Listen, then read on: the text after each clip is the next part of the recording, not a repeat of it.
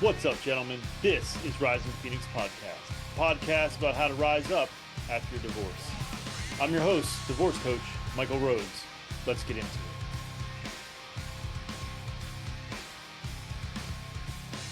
Thank you for joining me today, Anthony. Let's just get right into it. Give me a little bit about a little background about yourself and your history, and where you're at currently. Absolutely.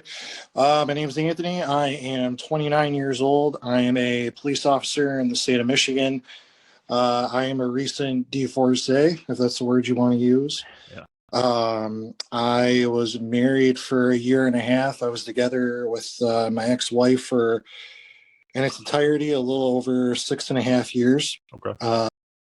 Filed for divorce almost a year ago to the day. And my divorce was final this past March. Was there any contesting of it on her? So you filed yourself, right? I mean, you initiated. I did. Yeah, I initiated. Yep. It was a very toxic marriage. It was almost a one-way marriage. It was pretty much her way or the highway. And she wanted to more or less control every aspect of the marriage, to where how our money was spent, to decorations in the house, to even right down to, grocery shopping, what we're buying for food. She wanted to control literally every aspect of a marriage, of the life and all of its entirety.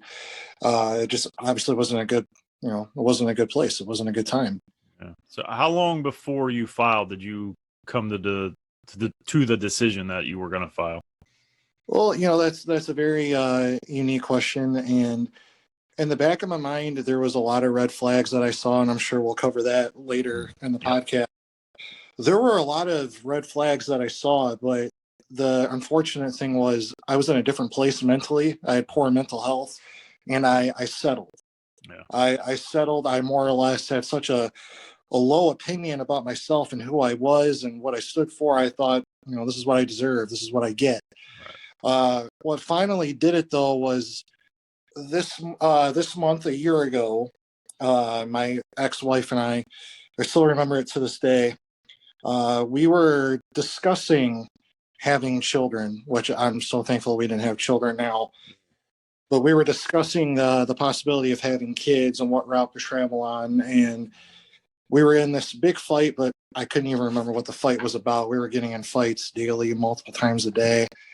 And she had the, I guess I'll just say, the balls to look at me and say, right in the middle of the argument, I'm done with you and I do not want a child with you. And from right then and there, that moment, I knew that's when I realized all the red flags. That's when I knew enough was enough. Yeah. And about 2 weeks later, that's when I started the divorce process. Wow. So what, because you initiated, that's a different story than I've heard from most men. Yeah. Not all, but most. I think in this country, I think it's 69 or 70% of women initiate divorce. So your story is a little more unique. But what difficulties did you face mentally by filing yourself and making the decision yourself? Was it still a difficult process? It was a very difficult process, and a couple of unique challenges that I faced looking back at it now. The type of man that I am, I've always had more female friends than male friends. I can't explain why, but I've always had more female friends. There was a handful of my female friends that looked at me in a different light when I told them that I filed for divorce. And a couple of them, I'll leave their names out of the podcast. I no longer talk to them. But they immediately jumped the gun and thought that I was cheating, that I was having an affair, that I did something unfaithful for me to initiate the divorce. Right. And that really threw me for a loop. And that's when things were starting to slowly connect in my, and I'm sure we'll discuss this later too, but I said to myself, men's mental health and men's depression and all that, and when you look at the whole entirety of it, it's a joke. It's, people don't take it seriously. Agree. But that was one challenge that I got, was trying to get the female perspective to see it from the man's perspective. Right. Yeah, it's a tough sell. I think our emotions are largely discounted, and I don't know that that's an individual choice made by individual women, or if it's just the society as a whole that, we're supposed to suffer in silence, essentially. So Yeah. Yeah. And that was the thing. You look at, for me, what was 6.5 years of slowly but surely suffering in silence. I didn't want to do that anymore. yeah, yeah. And then after that one key argument where it finally opened up my eyes, I was going to do everything in my power to make sure I didn't suffer anymore. But the other challenge that I had, other than my female friends and them looking at me differently, was unfortunately up until that divorce, I was always the type to bottle everything in, and I more or less always wore a mask to hide how I was truly feeling. Yeah. So then finally coming out to my family and my true friends and telling them, no, this is how things went down. This is how the relationship really was. This is how the marriage really was. That was emotionally draining, that whole process. Yeah. And it's not that I couldn't trust my family or certain individuals. It was just, how is it, from my perspective back then, how is it I could all of a sudden switch from bottling everything in and hiding my emotions to just getting it out in the open and saying, hey, nothing's okay right now. I have to do something. Yeah. It was a challenge. And eventually I just flat out, told everybody, but it took a lot of strength. It took a lot of courage to get to that point. Yeah. So in terms of the relationship with her, you don't have children. Yeah. So is there one with her currently? Do you still communicate? How are you handling that? No, we do not communicate anymore.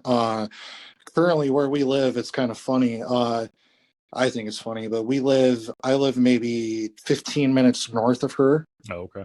I moved back to my hometown, and last I knew, she lived with her parents after the divorce. So you would have thought by now, just being in close proximity, we would have ran into each other. Right. But that hasn't happened yet. But no, there's no relationship. We had a very cordial divorce, actually, once the process got going. I'm a police officer. She's a teacher. We didn't touch each other's retirements. We didn't touch each other's cars. Basically everything that was under her name and everything that was under my name, stayed with the person. But after, we got the divorce done, it was zero communication. Did you expect there to be a difficult divorce, or were you surprised at how well it went?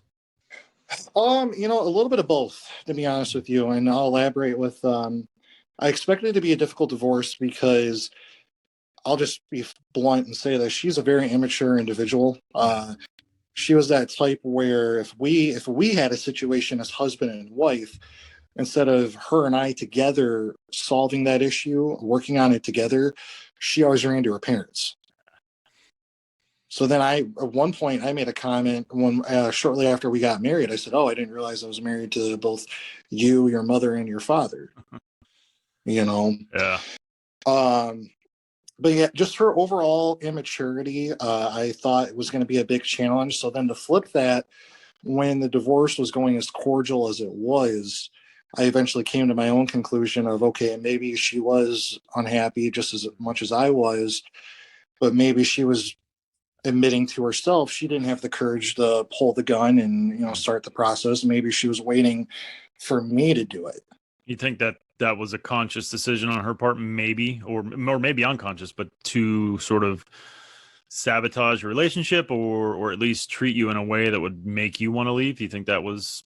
Yeah. Oh, yeah. Oh, absolutely. And the reason why I'll say that is, the stereotypical man, when they get married, in my opinion, is expected to do some of these things where you get your wife a new car, you get the new house, you get all the new appliances, you make everything polished and brand new. And right. I got, to an extent, I got that for us, and I think after she got all these things, and I'm not trying to classify all women with what I'm about to say, but I feel like once she did get that nice new fancy house and that nice new car and these appliances and, this nice big yard and everything else, all these things that men at one point were expected to provide for their wife, I think she got bored.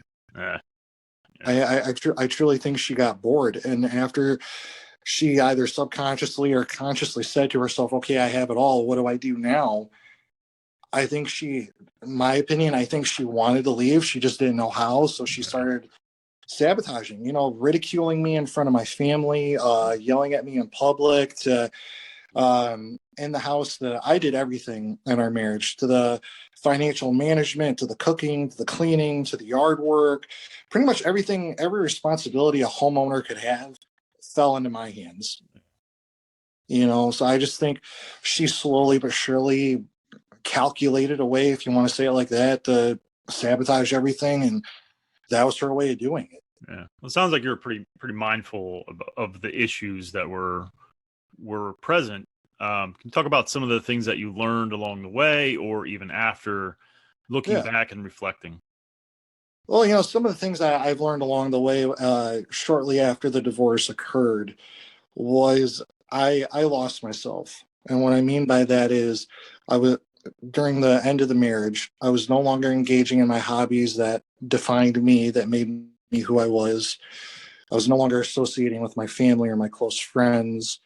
I wasn't engaging in anything new with my life. I wasn't trying to do anything new. I literally just got up, went to work, came home, chilled in the living room, watched some Netflix, went to bed, did it all over again. Yeah, yeah, I fell into a slump. yeah, And, when I'm out in public, I was projecting like everything was okay, and I was living this high and glamorous life, and I had no issues. And then I'd be home and I'd be miserable. yeah. So some of the key things that I've learned since I've gone through this process, first thing I did was, and I'm still doing it to this day, go see a counselor, Yeah. Or a therapist, depending on the severity of your issues. Yeah. I have a counselor named Veronica, who I've been seeing now for actually almost a year to this day as well. Oh, wow. And, it's been a phenomenal process. It's been a journey. We cover other things besides the divorce too, other things in my life that have bothered me, that have left an impact on my life. But the one thing I find really refreshing about seeing a counselor, and this was in the beginning, was I'm seeing somebody who doesn't know necessarily who I am, who doesn't know who my family is, who doesn't know who she is and her family. I can vent about these issues, and I can get a true third party perspective on what I may necessarily be doing right and what I may necessarily be doing wrong. So that was, that led me into on the right track, or on the right ship, however you want to word it. Sure. The second thing that I've learned along the way is, those hobbies that define you, go back, re-engage in them if there's still an interest there, or find new hobbies along the way. For me, I'm a little bit of a dork. I collect comic books. I read comics. I'm in the Star Wars and Star Trek and all that. Nice. So, re-engaging in hobbies like that, that brings me a lot of happiness still. Yeah. And then I've engaged in new hobbies as well. I was never really a big reader prior to my divorce. After now, I read a lot, and it's more or less, if you want to label it, like self-help books, or Sure. books that guide you through life, but I'm still reading. Yeah. Talk about it. I want to get back to the reading, but I want to talk about some of the things that maybe were uncovered by the therapist, that you sort of have been able to work on, that maybe you weren't aware of before, that was able to come to light. Oh yeah, absolutely. Well, the first thing that we discovered, and we did a few tests just to see if I had anything with what I'm about to say. So being a police officer, that's obviously a stressful job. Mm-hmm. It is. Come to find out, I had PTSD. Oh, wow.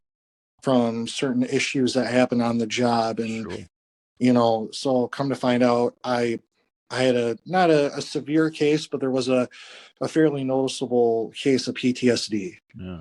And certain issues that have bothered me, that have haunted me more or less. Yeah. Definitely PTSD. Another thing I was struggling with was anxiety. And probably go hand in hand, I would imagine, right? Yeah, they do. Yeah. They do. But I can admit that prior to my divorce, and prior to me even just being with my ex-wife, was anxiety there? Yeah. But then going through the experience that I went through was obviously amplified. Yeah. So unfortunately, I came to find out I had a very, very high case of anxiety. Oh, wow. And it didn't settle well with me, but the PTSD, the anxiety, and then I had depression as well. Sure. I had depression. Those are the three main things. But I'm proud to say that I've handled all three things without any sort of medication. Oh wow, that's rare. I think I know I didn't. Lexapro was prescribed to me pretty early on. I was, Yeah. oof, boy, was I distraught to say the least. So you talk about reading. I want to circle back to that. Yeah. I try to do my fair share. I don't always have the time, but is there a particular group? You don't have to narrow it down to one, but maybe 2, 3 books that you would recommend for guys that are kind of searching for themselves, trying to live for themselves, which is kind of what you're describing. Are there any Yeah. groups of books that you would recommend? Absolutely. The first book would be, and I'm almost done reading this, Catching Green Lights by Matthew McConaughey. Hmm. That's the book that I'm almost done reading. You wouldn't think, looking at Matthew, looking at him in the movies, that he would have all this insight about life. But, Right. in his book, he talks about how sharing his experiences and what he's gone through in life. He's talked about in his book how it's not a self-help book, but a guide to help you through your journey. And he's definitely worded it creatively where when I'm reading this, I'm like, I'm saying to myself, okay, yeah, I'm not looking at this through Matthew's eyes. I'm somehow looking at this through my own eyes. Right. He's got a unique way of wording it. That's one book I would definitely recommend checking out. Gotcha. Another book, and I know this was mentioned on one of your previous episodes, is No More Mr. Nice Guy. Yes. Yeah.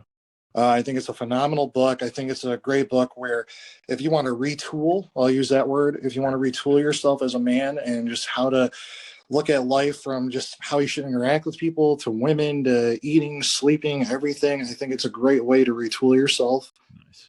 And then the third and final book I'll read is it's called Can't Hurt Me by David Goggins. Okay. Oh, I know David. I don't know. I didn't know he had a book. I know David Goggins. He's been on Rogan's podcast a couple of times. He's Yes. He's an outstanding human being. First of all, I love Joe Rogan. I love his podcast. I think it's phenomenal. Yeah. And then when I didn't catch on to Joe till about this year. Okay. I didn't know about David Goggins till this year, and this episode was about a couple years old. Mm-hmm. But he was promoting his book, and I decided to check it out and read it. And it's a phenomenal book. And in law enforcement, a term that's often discussed is called having the warrior mindset. Right. And just kind of going things 100%, no fear, just going through the motions, but with a good intent and good purpose. And that's how I feel David Goggins' book is. Going through life, no regrets, but acknowledging everything that makes you you and just trying to give the best version of yourself to everybody you care about. Yeah. No, agreed. I think there's a certain mindset, I think, with a particularly American men that is I think an amplified version of that in a way where there's the warrior who doesn't feel, who doesn't have emotions, right, keeps it all inside.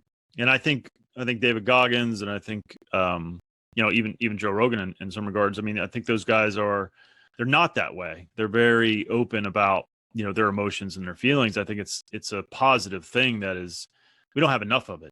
Oh no, we don't. We really don't. And if I may share with you another role model of mine throughout this process. So I have a girlfriend, a wonderful lady, love her to death. But her father has been a huge role model in my eyes throughout this experience. And if I may touch on it. Sure, absolutely. And I won't share all the details about his experience because it's his experience and I want to keep it private for him. But my girlfriend's father was married for over 25 years to the same woman, and she filed for a divorce, and she wanted out for her own reasons. But the reason why he's been a hero in my eyes throughout this whole experience is he became a single dad, and he took in 4 kids. Oh, wow. On top of going through a divorce, on top of selling his house. And he's a real estate agent. In 2008, the recession happened. Michigan was an extremely hard hit state throughout that recession. So he unfortunately saw his whole entire lifestyle change in a matter of months. And seeing this man who I value dearly and I have the highest respect for, seeing this man unfortunately lose his wife for the reasons that were stated between them. Right. but then taken 4 kids, all between middle school and high school ages, and rework his life. And he's, survived it now. He's extremely happy. He loves where he's at. But that's one man in particular, when I was going through my experience, where I said to myself, okay, if he can survive this, and if it seemed like all the odds were against him in almost every single way, I know I can get through this. Yeah, it's hugely important to have those types of role models. It gives you someone to relate to, someone to sort of look up to, and see that they made it through. And that's part of what I want to do with this podcast is allow these success stories to be told, so that some of these guys that are just coming to this shit show, for lack of a better description, can kind of see their way through. Let's go back to lessons learned, but not really lessons. I would say more things that you noticed about yourself that you need to improve, or maybe you already have improved. You said you're in a new relationship, but some of those things that you realize were detrimental to your relationship that you're now either have worked on or working on to improve. Okay. First of all, everything I'm about to say, I'm still working on this. Sure. But, yeah. So when I entered into a new relationship, I spoke to my girlfriend about it, and I told her, look, before we entered into this, and we were best friends for a long time prior to, but I told her, look, there's damage right now. There's things I'm trying to heal from. And she entered into the relationship knowing I was going to work on these things. But my self-confidence and my self-worth, that's one thing that I've been working on. Coming out of that toxic marriage I was in, my confidence and my overall self-worth was at an all-time low. I didn't think my opinion or my words meant anything to anybody. I didn't view myself as a good person. I didn't view myself as just an honorable man, really. Right. I kind of just looked at myself as a waste of space when I was going through that. That was the lowest I ever been. And to think like that, nobody should think like that. No. And I think, guys that go through what we go through, regardless of the decision who made it, I think we all go through that point. Hopefully we pull out of it, but it's definitely something that occurs. You beat yourself up for the failure of something that you were directly a part of. So another thing I had to work on was my anxiety, because as I mentioned earlier, it was at an all-time high. So the one trick I learned through my counselor was, we call it reconditioning of the brain. And basically I feed myself a bunch of lies that eventually turn into truths. Right. And that helped control my anxiety, where I would tell myself on a daily basis, I am worth it. My opinion does mean something. My words do mean something. I am here for a reason. I had a bunch of phrases that I would repeat to myself every single day that I wrote down. That's awesome. Just so I could turn those lies into eventual truths. That's awesome. And then I mentioned how I don't take medication for my anxiety, but I do take a natural supplement for it. I learned magnesium is really good to control anxiety. Interesting. I did not know that. Yeah, so I take that every night to help control it. And then the depression. The depression's another thing I had to work on. So I constantly try to re-engage in my old hobbies, from the comic book collecting to working out to I play video games. I think it's a good de-stressor, if you want to call it that. Yeah. Just re-engaging in my old hobbies. But then another thing that I'm still working on, and this is what I've been working on a lot lately, is just letting go of those bad memories, letting go of those demons, if you want to call it that haunt you. Yeah. And I don't know if it's just this month in particular, but because I'm coming up in that 1 year mark, a lot of random memories are just come back into my head at different times for whatever unknown reason. Yep. So it's learning how to process those memories properly. Yep. And drink them away, or do anything else with it. Yep. So those are the things, and I'm still working on all those things. Yeah. And I get the last thing I'll add is, if you're fortunate enough to have somebody, whether if it's a friend or a significant other, a parent, just to more or less go through that journey with you and kind of help reinforce that you're doing the right things for the right reasons. Because I have my family on one hand. They've been extremely supportive throughout all of this, and I love them to death for it. Um, but it's good when you have support outside of your family tree too. Yep. And my girlfriend, she's been very supportive throughout all this, and she keeps on reminding me of the just the overall good person that I am when I'm having these moments. And it's been a huge help. It really has. Yeah, it definitely is helpful to have a strong support system. That's why I'm doing what I'm doing. I'm trying to create that. Yeah. I think that you know, as men, especially, we lack that. You know, if you do any kind of searching for men's support, it's out there. It's just it's more rare than women's support. Yeah. And so you know, guys like you reaching out and telling your story of success, but yet still recognizing you have work to do, and as we all do. But I think it's critical for people like yourself to stand up and tell your story. I really appreciate it. Well, yeah. Oh, yeah, absolutely. You know, the one thing that bugs me when I started going through this journey was, and I know we touched on it, but the stereotypical, oh, you're a man, you're supposed to hold your emotions in, Yep. you're not supposed to talk about it, you know, just drink it away, do whatever it is you need to do, but you don't bring that up. Yeah. You know, and then for me, it was a double whammy because I'm a man, but then I'm in the law enforcement community where, especially in that culture or subculture, you don't talk about your issues. Yeah. You know, you don't talk about your issues. You don't talk about what you're going through. So finally, I had enough. And then after a while, when I started getting comfortable in my own skin again, I voice my issues now. I'm not, I'm selective with who I voice it to, but at least I voice it now. Yeah. You know, I have a voice. I tell people if something's bothering me. And it's just, it sucks being a man in today's world when it comes to these issues, because I feel like if you talk to other men, and I'm sure you do in your Facebook group with this podcast, a lot of them still feel that same way, where they can't talk about it. Oh yeah, no, it's tough sometimes to get engagement from guys, and I understand. I sympathize. I do. I'm trying to encourage it as much as I can without being a dick about it. But Yeah.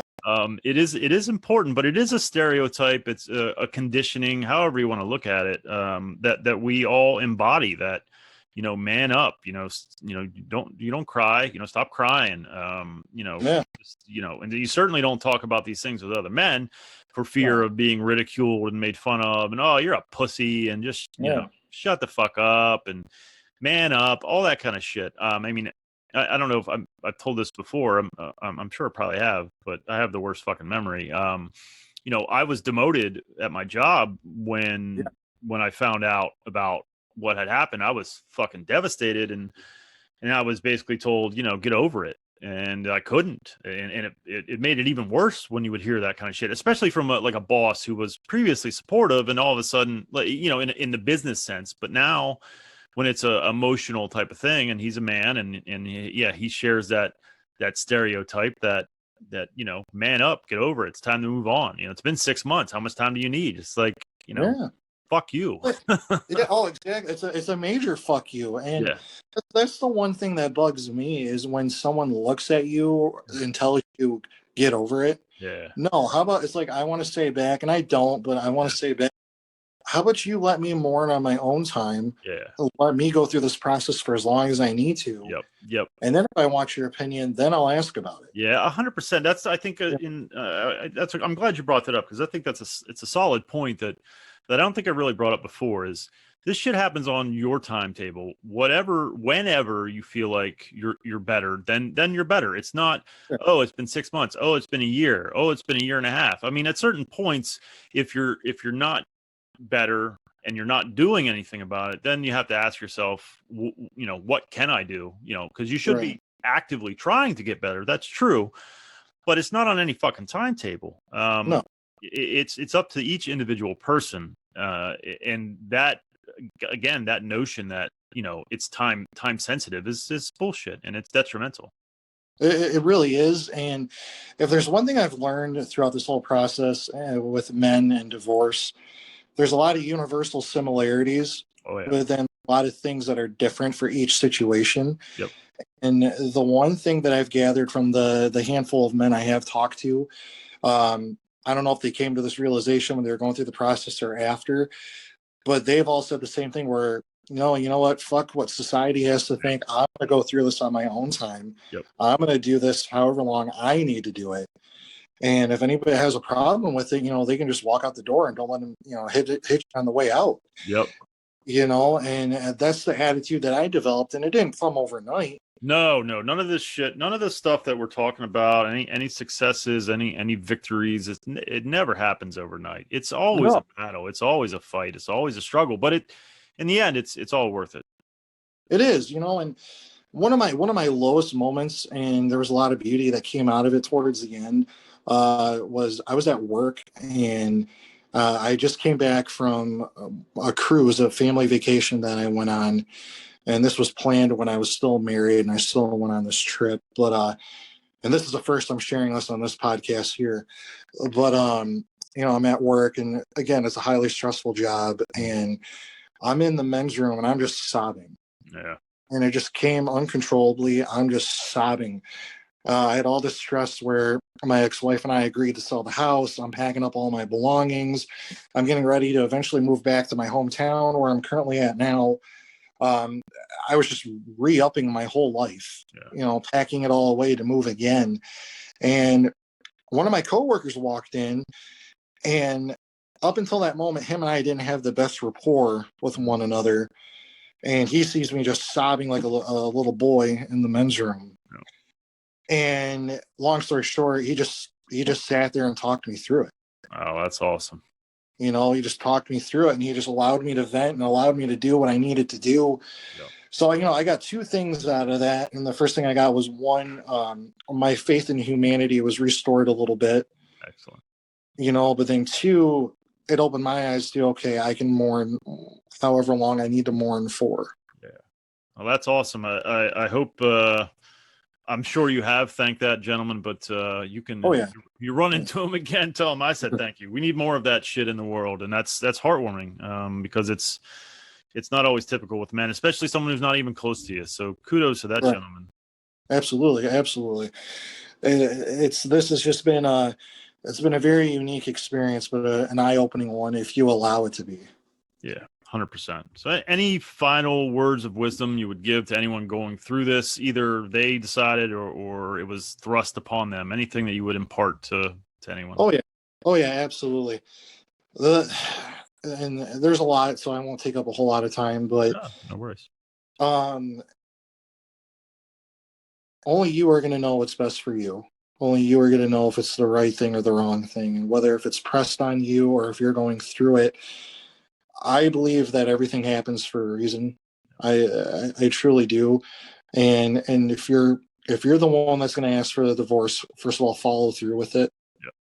Follow through, because there's a reason why you're unhappy. Even if it's not fully 100% known, there's a reason why you're unhappy, and you need to find yourself before you lose yourself. Yeah. Completely, forever. And if it's pressed upon you, the one thing I would say is this is your opportunity to look in yourself in the mirror, figure out what you like about yourself, what you don't like about yourself, and rework your life the hell you want it to be. Yeah. And the other things I'll mention is if you've lost communication with your family and your friends that you had really big, open, and established communication with at one point, start repairing that. Yeah. Even if it takes, unfortunately, a very long time, start repairing that, but go into it full knowing they may not want that communication again with you. Yeah. They may not want it. Another thing is engage in your outlets. That's what I use, another word for hobbies. Gotcha. Whether if it's reading or cooking or shooting guns, whatever it is, find a hobby, new or old, and stick with it, because there are plenty of times in the beginning where I'd be sitting there doing nothing, and then those negative thoughts would come into your head and those past memories of your past life. And then before you know it, you're so deep and lost in thought, you're beside yourself. Yep. And, when I started re-engaging in my old hobbies, I found out that those moments of thinking about my old life again were further and further apart. And that was huge in my development. Yeah. You're developing a new identity at that point. Yeah, exactly. Because, I mentioned earlier how divorce, if you allow it to be, can be an eye-opening experience, Sure. a positive one. Yep. And that's part of it. You can allow yourself to build a new identity. Yep. You can rewrite the pages of your life, so to speak. Yep. My lowest point, I didn't value myself at all. I didn't think I was worth anything. So in a year's time, to go from that to now truly believing I am somebody, I am worth it. I'm worth the time and the effort, and I'm trying to do big things with my life. To me, that's huge. Yeah. Oh, yeah. Yeah. It's gigantic. Yeah. And one thing I will say to anybody who listens to your podcast, this is the one thing I had to remind myself and others remind me is go with the flow. Yeah. I realize that these changes that you want to make, they're not going to happen overnight. Yep. Tackle little by little. Don't tackle a large group of it. But realize it's going to take some time. And for everybody, it's different. It might take a year. It might take 5 years. It might take 10 years, Yep. But eventually, if you keep on working at it, you'll be that man that you want to be. Yeah. 100%. And I can admit to you right now on this podcast, am I the man who I want to be yet? No. But I'm getting there, and I'm a lot closer to where I was now than where I was a year ago. I can hear that. Just the progression of your story. I think it's gonna. I hope, but I think it will absolutely help other men. And I truly, truly appreciate you doing this, because I think we need more examples of this. And not only that you've gotten better, but that you've taken accountability for what occurred, and you've tried to fix the things that were detrimental to the relationship. So kudos to you, my friend. Thank you so very much for doing this. I think we'll probably do it again. I'd love to. Yeah, I think there's more wisdom in your words and more healing that can come from your story for other men. So I look forward to doing it again. And I thank you from the bottom of my heart. I appreciate it. Thank you very much as well. I know you're just starting this podcast, but it really means a lot that you allowed me to be on here. And, I'm in the beginning stages, just like yourself, of trying to share my story. And like yourself, I almost feel like it's, for me, almost like a moral obligation to help other men who go through this. Amen. Amen. Thank you for joining me, Anthony. I really appreciate it. Thank you. Thank you so much for watching and or listening. Since my separation in July of 2019, I have done an incredible amount of work on myself. I've had many different therapists, life coaches, and went through different programs. I've taken all that I've learned and put it into my own program called Forged by Fire. If you are interested in having me help you navigate your divorce, please hit my website, risingphoenixdivorcecoach.com. I look forward to working with you.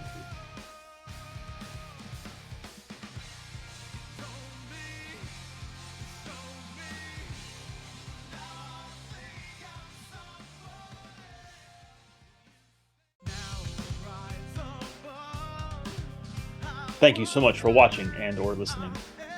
Since my separation in July of 2019, I have done an incredible amount of work on myself. I've had many different therapists, life coaches, and went through different programs. I've taken all that I've learned and put it into my own program called Forged by Fire. If you are interested in having me help you navigate your divorce, please hit my website, risingphoenixdivorcecoach.com. I look forward to working with you.